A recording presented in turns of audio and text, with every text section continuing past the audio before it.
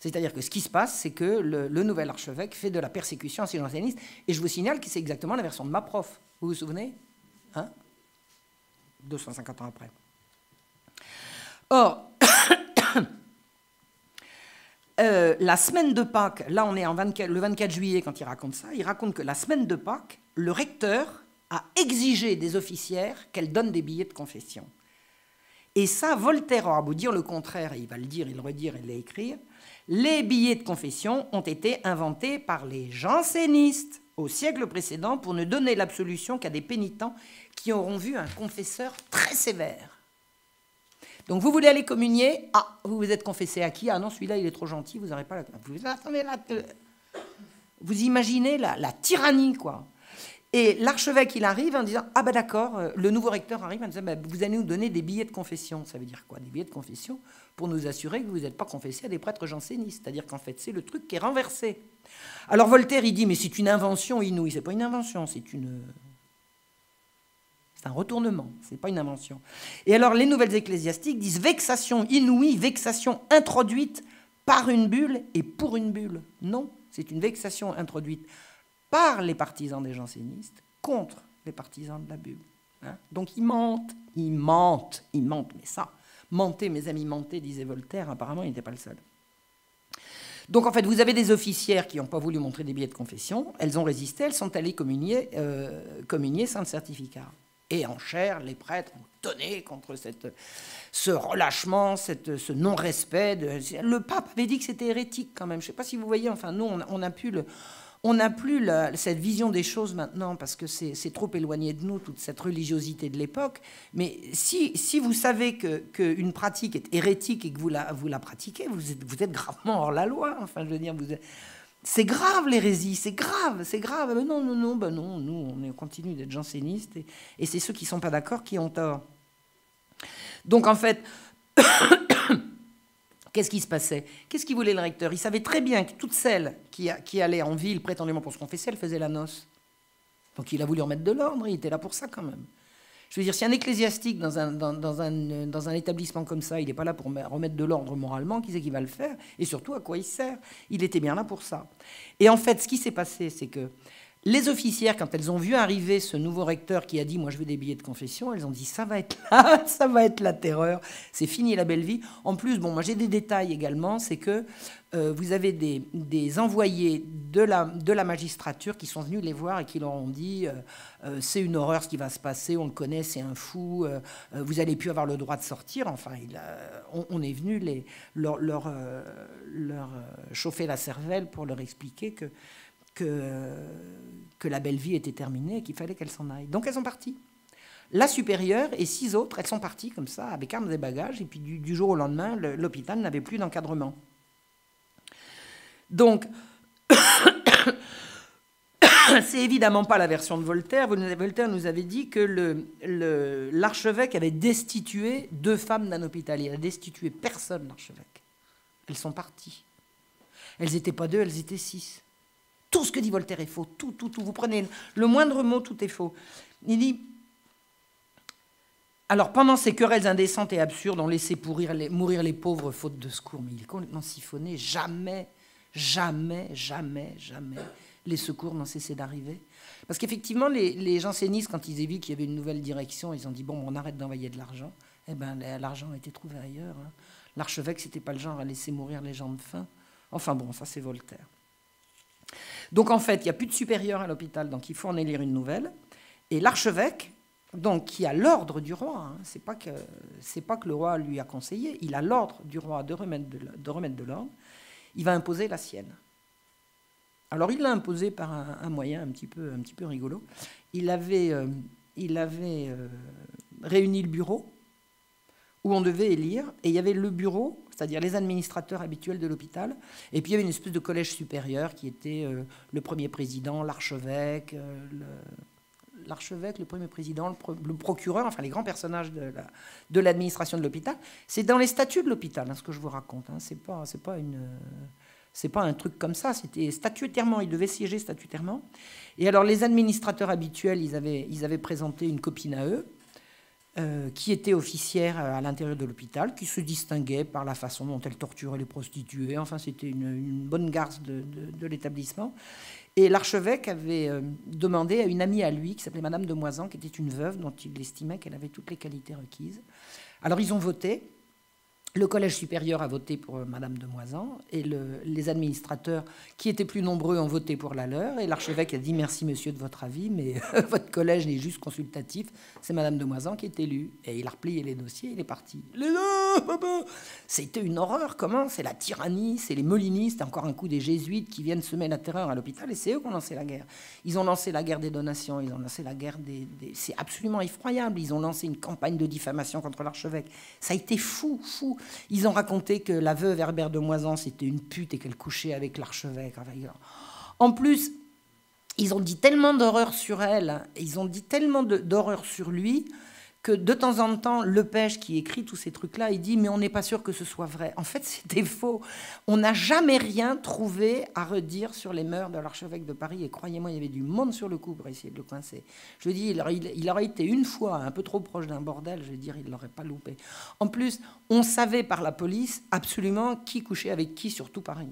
Donc si lui, on savait tout sur... tout. J'en ai lu des extraits, vous ne pouvez pas savoir. La police de Paris, elle passait...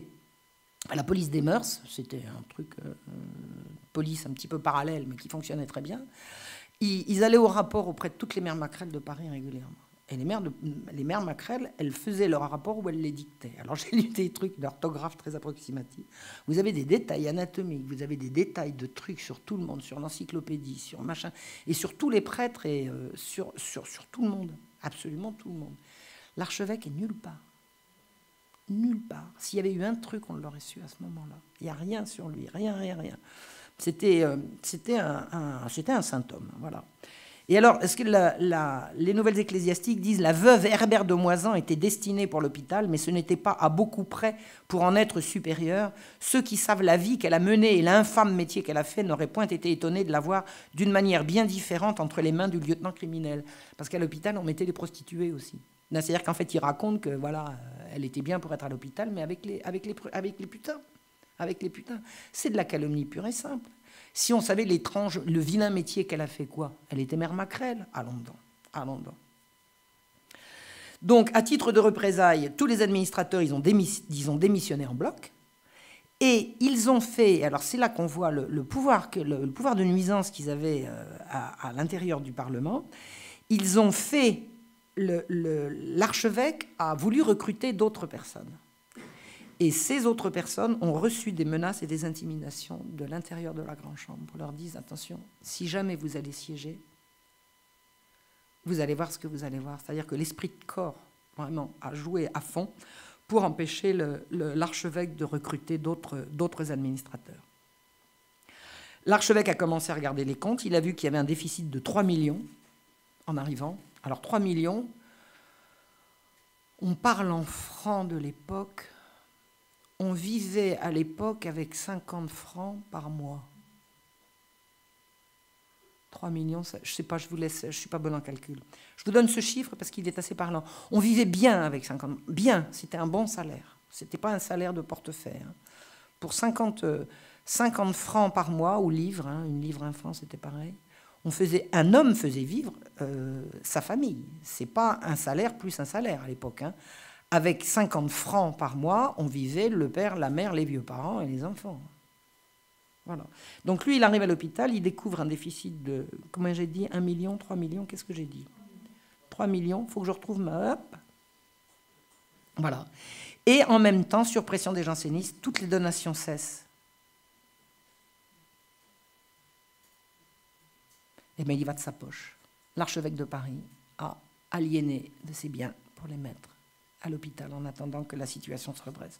Alors Voltaire, les pauvres moururent en foule. D'ailleurs, Voltaire, c'est dommage que les pauvres soient morts en foule parce que, et qu'il l'ait su, parce que riche comme il était, il aurait pu donner des sous, mais ça, il ne le dit pas. Et alors, ce qu'il y a aussi, c'est que les fournisseurs habituels refusaient de faire crédit à la nouvelle administration en disant « Nous, on faisait crédit à la précédente, mais vous, on ne vous connaît pas. » C'était quand même l'Église, hein, la nouvelle administration. On ne vous connaît pas. Vous vous rendez compte un peu les magouilles qu'il y avait là-dessous. Donc, le roi a repris les choses en main.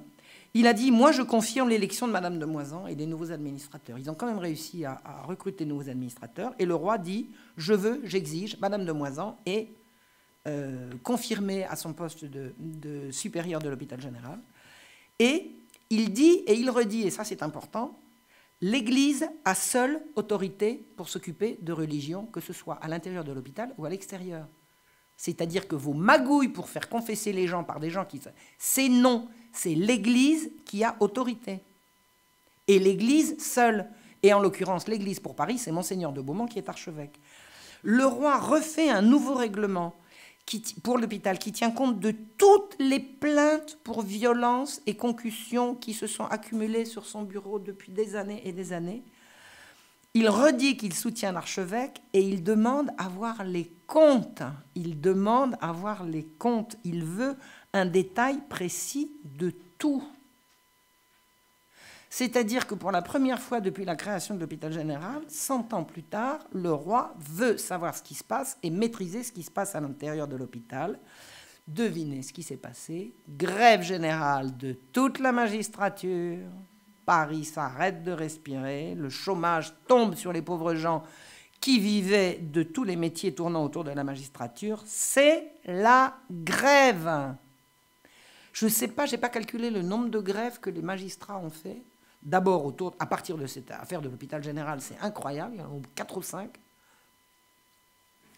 L'affaire va aller croissant jusqu'à l'attentat de Damiens.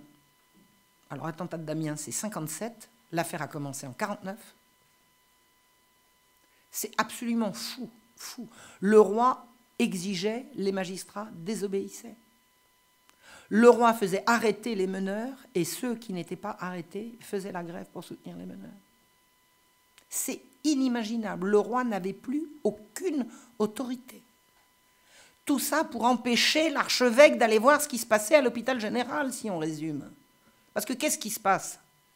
Vous avez des gens qui font ce qu'ils font, et vous avez au moins, pour ce qui concerne Bicêtre, compris un certain nombre de choses.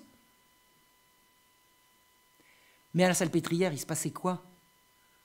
Pourquoi une telle levée de bouclier? Parce que le roi, qui est quand même le maître en son royaume, demande à l'archevêque, qui est quand même le maître en sa charge, en sa fonction d'archevêque, d'aller voir ce qui se passe dans une institution où de droit l'archevêque doit siéger. Dans les statuts originaux de l'hôpital général, l'Église doit siéger. Or, elle ne siégeait pas avant parce que c'était les jansénistes qui tenaient le truc et que pendant un temps, quand les prélats, ils ont réussi à faire nommer un ou deux prélats jansénistes, mais ça n'a pas duré. Donc, de toute façon, ils ne passaient pas la porte. Ils ne passaient pas la porte. Et le premier qui passe la porte en disant « j'ai ordre du roi, j'obéis à sa majesté, je demande à voir les comptes, etc. », c'est la grève générale. C'est absolument infernal. Bon alors, qu'est-ce qui s'est passé? Après l'attentat de Damiens, le roi a reculé sur tout. Il a rendu aux magistrats toutes leurs prérogatives dans l'hôpital. Il leur a rendu tout ce qu'ils réclamaient, sauf une chose, ils ont conservé Madame de Moisan. Et le roi a exilé l'archevêque, qui n'a jamais pu aller voir ce qui se passait, et que moi, je suis allé voir. Alors, je vais vous raconter. J'ai fait l'inventaire, à partir des registres, de tous les enfants qui sortaient de la Salpêtrière entre 1748 et 1756. Ce sont 2 dates comme ça, parce qu'il faut se donner des limites.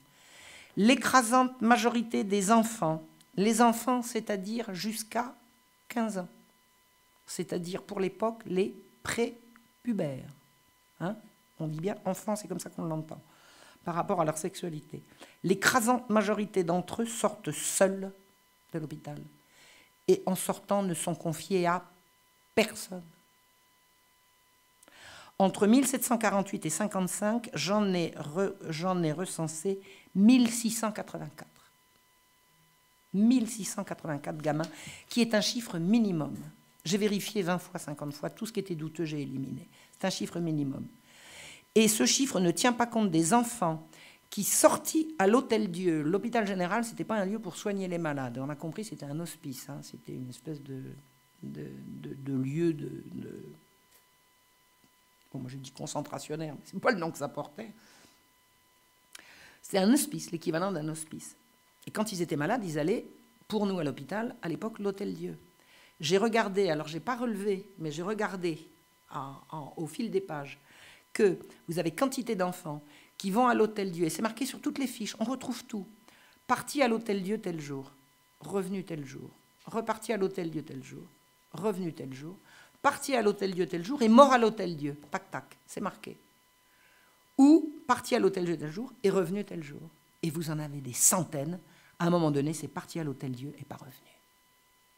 Alors, ils ne sont pas morts? Ils ne sont pas revenus? Ils sont où?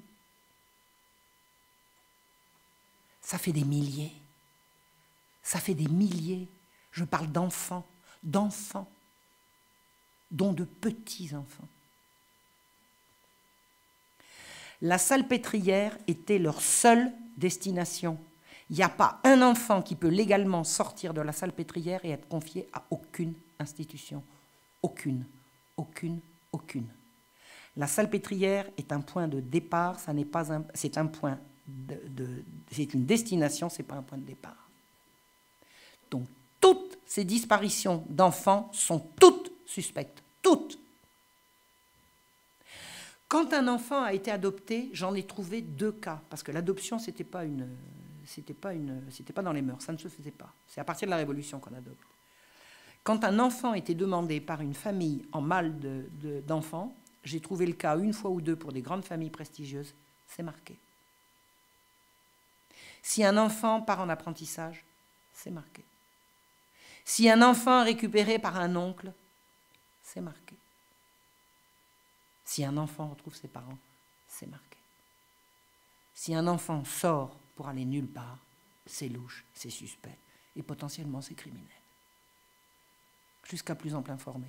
Si quelqu'un retrouve trace de ses enfants, j'ai 50 pages serrées avec leur nom, leur prénom, leur date de naissance et leur date de sortie de la salpêtrière. Ils sont quelque part. Quelques cas précis. Vous avez un petit garçon qui s'appelle Amant Fidèle, de son prénom, je trouve ça joli, Cœur de Roi. Il est né à Versailles. Il est entré en janvier 1750 à la salpêtrière. Il a 4 ans. Il n'est pas orphelin et il n'est pas abandonné.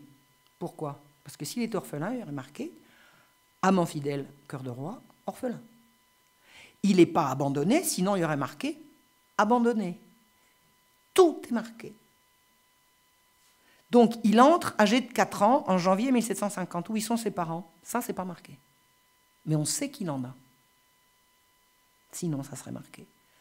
1 an plus tard, en mai 1751, il a 5 ans, il ressort seul.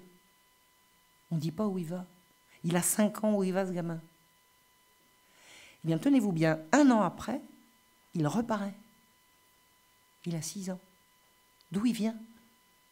Il est toujours sous sa fiche, Cœur de Roi, entré en janvier 1750, la première fois. C'est toujours sur la même fiche. Donc, il reparaît, il reste 2 ans à la salpêtrière et il redisparaît définitivement âgé de 8 ans. Il est où ce gosse? Qui c'est qui le prend, qui l'emmène, qui le ressort? À quoi il sert? C'est quoi cette affaire? Amant Fidèle, Cœur de Roi. 26 avril 1754, le nommé Pierre, il a 6 ans, il a été trouvé exposé à la porte de l'Hôtel-Dieu d'Auxerre. Et il est entré à la salpêtrière 4 jours plus tôt. Auxerre envoie des enfants à la salpêtrière. Pourquoi faire, au fait? Pourquoi est-ce qu'Auxerre, qui a un hôpital, envoie des enfants à l'hôpital de la salpêtrière? À quel titre? Moi, j'ai regardé comment ils circulaient, les enfants, entre Auxerre et la salpêtrière. Auxerre, c'est sur Lyon. Il y avait des barges qui partaient là, sur Lyon. Le restif, il les a prises pour aller à Bicêtre. Donc on fait monter les enfants sur un bateau à Auxerre, puis 2 jours après, il arrive à la Salpêtrière sans passer par Paris, parce qu'à la Salpêtrière, c'était au bord de la Seine. Donc de Lyon, on passe à la Seine, de la Seine, on passe à la Salpêtrière. Et des enfants comme ça, j'en ai vu des centaines qui passaient d'Auxerre à la Salpêtrière. Qu'est-ce qu'ils faisaient? Pourquoi ils arrivaient à Paris? Pourquoi est-ce que Auxerre, qui est un saut de puce de la campagne, on voit des enfants à Paris, où ils vont tomber comme des mouches, ils vont avoir une mortalité absolument effroyable? Qu'est-ce que c'est que cette histoire? Eh bien, figurez-vous que le nommé Pierre, il a été trouvé exposé à la porte de l'Hôtel-Dieu d'Auxerre, qu'il l'a envoyé à la Salpêtrière 4 jours plus tôt, alors que cet enfant est muet, imbécile et paralytique. Paralytique, vous imaginez? Muet et imbécile, ça veut simplement dire sourd, cherchez pas. Vous avez là un pauvre gosse sourd-muet, paralytique, qui rentre à la salpêtrière alors qu'il a 6 ans.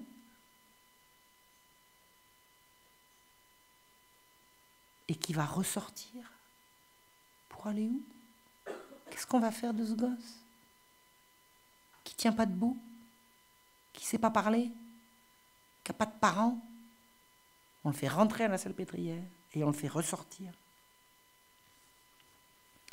Françoise Colson, elle a 3 ans, en 1749, quand elle entre au mois de janvier, par ordre du bureau. 7 mois plus tard, elle ressort. Elle est entrée seule, elle ressort seule. Elle n'est pas orpheline, elle n'est pas abandonnée. Donc elle a des parents quelque part. On la fait rentrer, on la fait ressortir. Elle n'est ni orpheline, ni délaissée, elle ne vient pas de la couche. Elle réapparaît 10 mois plus tard et elle ressort enfin 1 mois plus tard. Elle revient encore, elle reste 15 jours et ensuite elle disparaît. Qui c'est qui vient chercher des gosses, puis qui les ramène, et puis qui les reprend, et puis qui les renvoie? Elle est rentrée, elle avait 3 ans, elle disparaît, elle en a 8. Que sont devenus ces enfants? Sur la période que j'ai étudiée, dont j'ai dit qu'elle représentait une liste minimum des enfants entrés et sortis, j'ai relevé 30 enfants qui sont partis, revenus, repartis, revenus et disparus définitivement ensuite. Où sont-ils allés? Le jeune Jean-Baptiste Coste sort avec sa mère le 1er juin 1753. Il a 1 mois. Il sort dans les bras de sa maman, tout va bien. D'accord? Parce qu'il y a énormément de sorties. On rentre, on sort à l'hôpital. Si tout le monde qui rentre à l'hôpital y restait, l'hôpital exploserait, puisque c'est le lieu où on met tous les gens en situation de dépendance, d'indigence et tout. Donc on rafle les gens, on les met à l'hôpital, puis après on les relâche. Il y a énormément d'entrées et de sorties. C'est donc les registres d'entrée et de sortie qui permettent de comprendre tous ces mouvements. Donc le jeune Jean-Baptiste Coste, il sort avec sa mère le 1er juin 1953 dans les bras de sa maman. Il a 1 mois. Mais il y a quand même un problème, c'est que sa mère, qui s'appelle Thérèse Berniquet, alors le petit Jean-Baptiste Coste, il ne s'appelle pas Berniquet comme sa maman, parce qu'il porte le nom de son papa. Mais c'est qui son papa? Son papa, c'est vraisemblablement le mari de Thérèse Berniquet. D'accord? C'est-à-dire que sous l'Ancien Régime, une femme porte le nom de son père et pas de son mari. Donc les enfants ne portent pas le même nom que leur mère. Donc on a le jeune Jean-Baptiste Coste, fils de Thérèse Berniquet, donc fils de X ou Y Coste. Donc sa mère, Thérèse Berniquet, est entrée à la Salpêtrière en décembre 51, c'est-à-dire 18 mois plus tôt. C'est-à-dire que Thérèse Berniquet, qui a un mari quelque part, sinon elle aurait marqué veuve, elle est rentrée à la Salpêtrière où on lui a fait un gosse. Mais qui fait des gosses à la Salpêtrière? Qui fait des gosses aux enfermés? On peut savoir? C'est les bigots, là? C'est qui exactement? Elles sont encadrées, ces femmes sont encadrées par des officières absolument féroces et sadiques. C'est pas elles qui font des petits. Alors qui est-ce qui vient profiter, là? Et elle ressort avec son bébé? C'est-à-dire que vraisemblablement, cette malheureuse est rentrée là-dedans parce qu'elle a plu à quelqu'un. Et puis, une fois que... Bon, ils ont eu la gentillesse de la laisser accoucher, là, quoi. Et elle repart avec son bébé. Même question concernant une certaine Marie Sauton, âgée de 2 mois, qui ressort avec sa mère alors que celle-ci est entrée 2 ans avant. Voilà.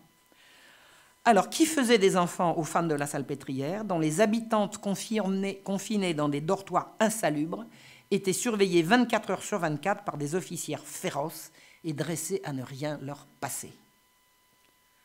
Autre disparition inexpliquée, entre la couche c'est le lieu où entrent les enfants au berceau, jusqu'à 6 ans.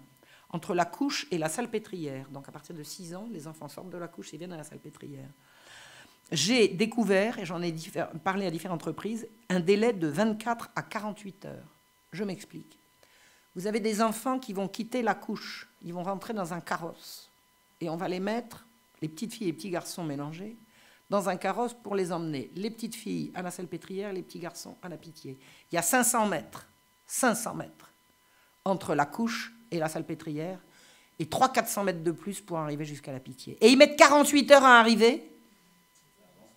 Ça avance pas. Ça avance pas. Et j'ai été tellement horrifiée, d'abord au début quand j'ai fait ce truc-là, j'ai cru que c'était moi qui m'étais trompée. J'ai été tellement horrifiée que je suis retournée 1 an après avoir fait cette découverte-là pour m'assurer que vraiment, le même jour, les petites filles, parce qu'au départ, je travaillais sur les registres de la salpêtrière.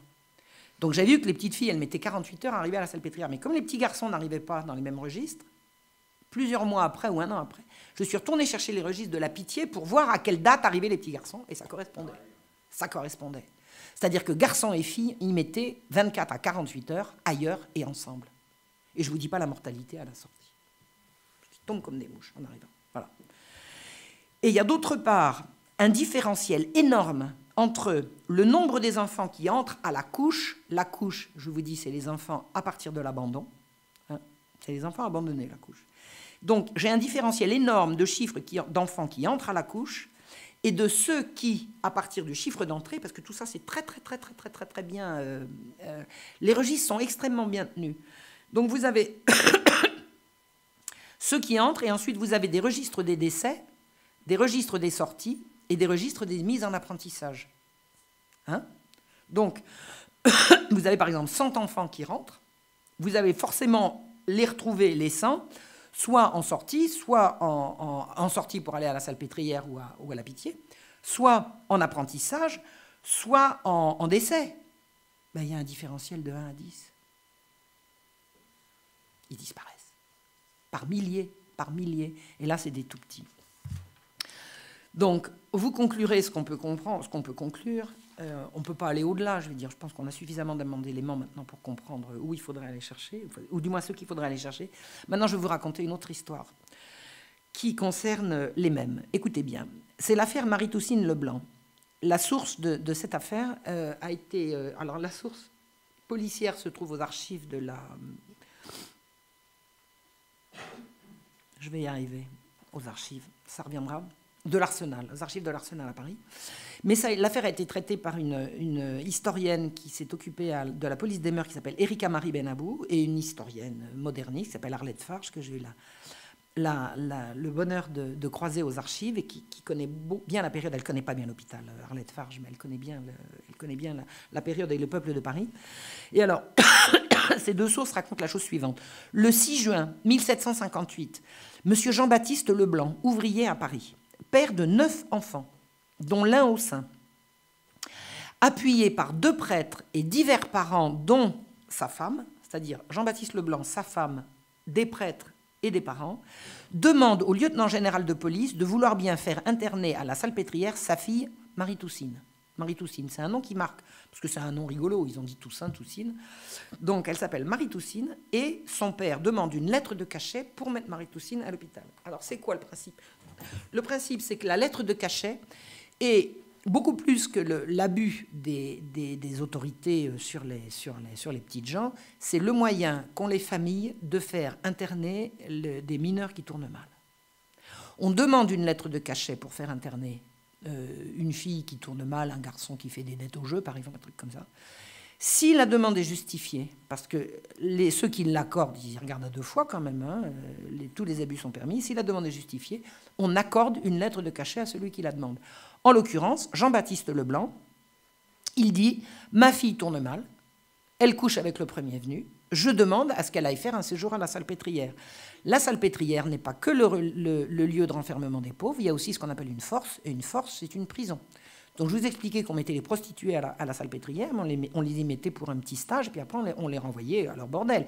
C'est les mêmes, hein, c'est leurs amants du Parlement, hein, qui couchaient avec elles la semaine et puis qui les envoyaient faire régulièrement un petit stage à la Salpêtrière où on les fouettait, on les rasait, enfin on les torturait. Et donc, il y avait à la Salpêtrière, il y avait une espèce de lieu de renfermement des prostituées, des femmes de mauvaise vie. Et là, Jean-Baptiste Leblanc demande qu'on envoie sa fille Marie-Toussine faire un petit stage à la Salpêtrière, à titre de correction. Il est tellement en colère contre Marie-Toussine qu'il offre, malgré son peu de moyens, de payer une pension pour prix de son logement. C'est-à-dire qu'il ne demande pas à ce que la société prenne en charge la correction de sa fille, il est prêt à payer pour. Alors qu'il a 9 enfants, une femme, 9 enfants à charge et son métier à tenir. Bon. Un commissaire, le commissaire, c'était les commissaires au Châtelet, c'était l'équivalent des commissaires de quartier. Hein. C'est la police. C'est la police honorable, honorée, en qui la population a toute confiance. Je l'ai vérifié en long, en large et en travers. Les commissaires de police, les commissaires au Châtelet étaient des gens qui avaient la confiance de la population parisienne. Ça, c'est vérifié jusqu'à ce que, enfin bon, jusqu'à ce que les lumières changent le truc, le machin. Enfin bon, on verra après. On verra un autre jour. Donc, un commissaire appuie la requête de Jean-Baptiste Leblanc. Et il est unanimement attesté que la jeune Marie-Toussine, qui est âgée de 19 ans, se prostitue depuis 5 ans. Elle se livre au premier venu. C'est pas qu'elle a des amants, qu'elle est légère, elle couche pour du fric. C'est comme ça que ça s'appelle. Elle se prostitue. Et contre ce genre d'attitude, c'est courant la lettre de cachet. La lettre de cachet est un moyen de remettre dans le droit chemin une fille qui tourne mal. 2 mois plus tard, vous avez des mères maquerelles du coin, et Dieu sait s'il y en avait, qui viennent dire que la jeune fille venait se prostituer, effectivement, mais que les parents en croquaient. Ah, Jean-Baptiste Leblanc, il se plaint, mais du temps qu'il réclamait son dû, et puis la mère aussi, elle en a croqué et tout. Donc vous avez des mères maquerelles qui viennent voir la justice, qui viennent voir la police en disant « Les Leblanc, c'est abusif ce qu'ils font, c'est pas vrai du tout, ils en croquaient, donc ils se sont fâchés contre Marie-Toussine, mais c'est eux qui nous l'ont amené, la gamine. » Et ensuite, on a des nouveaux témoignages qui viennent, des gens du quartier qui viennent témoigner que tout se passe bien, que Marie-Toussine se comporte bien. Alors, vous avez un père qui se plaint pour faire arrêter sa fille. Ensuite, des maquerelles qui disent, oui, ça fait des années qu'effectivement elle se prostitue, mais le père était d'accord. Et ensuite, des gens du quartier qui viennent et puis qui disent, mais tout va bien, la fille se porte bien, la fille se comporte bien. Qu'est-ce qu'il faut comprendre? C'est que la prostitution, à l'époque, elle est permise. Mais c'est le scandale qu'il faut éviter. Donc, les mères maquerelles disent absolument elle se prostituait, d'accord, mais les parents en croquaient, ce qui est une façon de protéger la gamine contre le père. Et les voisins qui viennent dire, alors soudoyés par qui, j'en sais rien, qu'il ne se passe rien, ça veut dire il n'y a pas de scandale, circuler, il n'y a rien à voir. C'est-à-dire relâcher la gamine. Et en fait, on est venu arrêter la mère de Marie-Toussine pour dénonciation calomnieuse. Et c'est elle qu'on a envoyée à la maison de force de la Salpêtrière. Alors, la police est arrivée quand elle était en train d'allaiter son petit dernier. On a arraché le gosse, on l'a fichu entre les mains de la sœur aînée, libre à elle de trouver quoi d'autre pour remplacer le sein de la mère. Et on a enfermé la mère à la Salpêtrière et elle y est restée plusieurs semaines, je crois même plusieurs mois. Marie-Toussine a été absolument affolée parce qu'elle voulait bien faire jouer toutes les protections. C'était, paraît-il, une des plus jolies femmes de Paris. Elle était, paraît-il, d'une beauté absolument renversante. Elle a écrit une supplique que j'ai lue, hein, tout ça, on trouve ça dans les dossiers.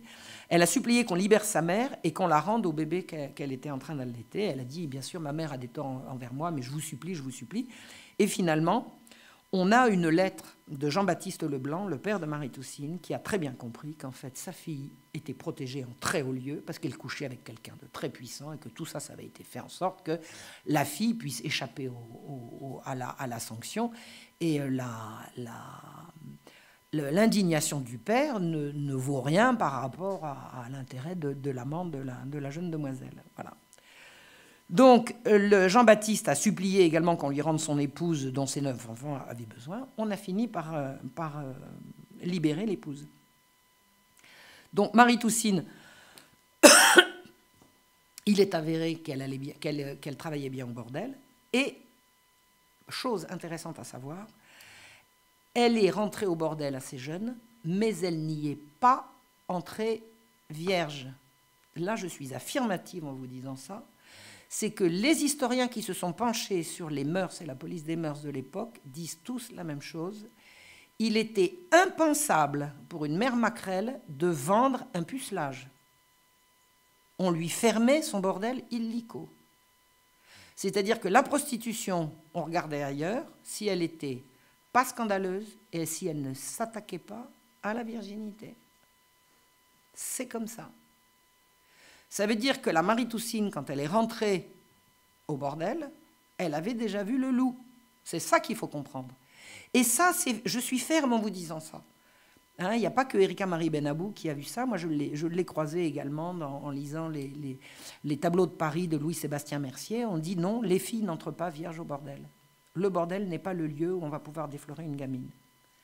Pourquoi je vous raconte tout ça? Alors, bon, elle avait des parents, elle avait une famille, hein, Marie-Toussine. Eh bien, j'ai trouvé sa trace à la Salpêtrière. Elle y est rentrée le 8 janvier 1752 à l'âge de 13 ans. Qu'est-ce qu'elle fichait là? Qu'est-ce que fichait là cette gamine qui avait un père, une mère, qui ne l'avait pas abandonnée, si vous avez bien compris, qui voulait s'occuper d'elle? Elle ne faisait l'objet d'aucune décision judiciaire de police, elle ne faisait pas l'objet d'une lettre de cachet, elle n'était pas mendiante, elle n'était pas prostituée. Elle est rentrée à la Salpêtrière, elle est sortie 3 mois plus tard et on la retrouve au bordel. Vous avez compris quoi, vous? Moi, je comprends que la seule destination de tous les enfants disparus de la Salpêtrière, la seule destination que j'ai réussi à trouver, c'est le bordel. Ça voudrait dire que la Salpêtrière aurait été un réseau, une étape d'un réseau de prostitution. Si vous avez une autre explication, je veux bien l'entendre. Conclusion, la levée de bouclier déclenchée par le désir du roi d'aller voir ce qui se passe à l'hôpital, ça cache bien quelque chose, non? Tous ces enfants qui disparaissent, toutes ces filles enceintes, ces femmes qui sortent enceintes, toutes ces atrocités faites à l'intérieur de l'hôpital et que personne n'avait le droit de regarder et qui a déclenché une levée de bouclier pour que la seule institution qui pouvait aller regarder ce qui se passait, à savoir l'Église, ne puisse jamais regarder ce qui s'est passé. C'est pas un réseau de pédocriminalité, ça? Bon, allez, j'admets, on ne peut pas conclure. Il me semble qu'on a quand même le droit de se poser la question, et puis on conclura en notre fort intérieur. En tout cas, tout ce que je vous ai dit là, il y a des traces. Il y a des traces. Je peux donner les références. Elles sont dans mon livre « La Marche rouge » que je vous ai apporté là.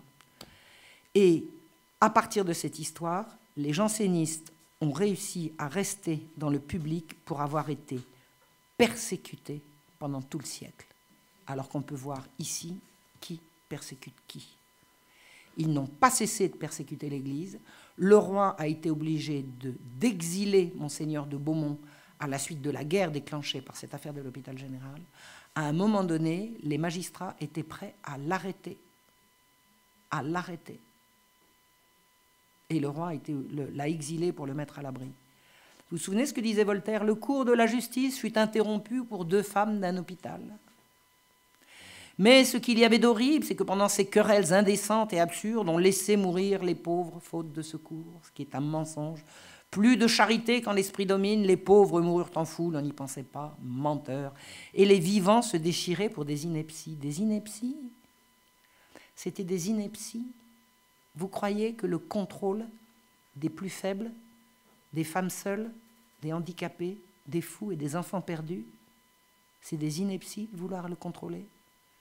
Je le laisse à votre conclusion. En tout cas, Voltaire, il a trouvé, vous savez ce que c'était la source du mal? Le fanatisme. C'est tout ce qu'il a voulu qu'on envoie. Et en général, c'est ce qu'on a retourné. J'espère vous avoir convaincu qu'il y avait autre chose. Voilà.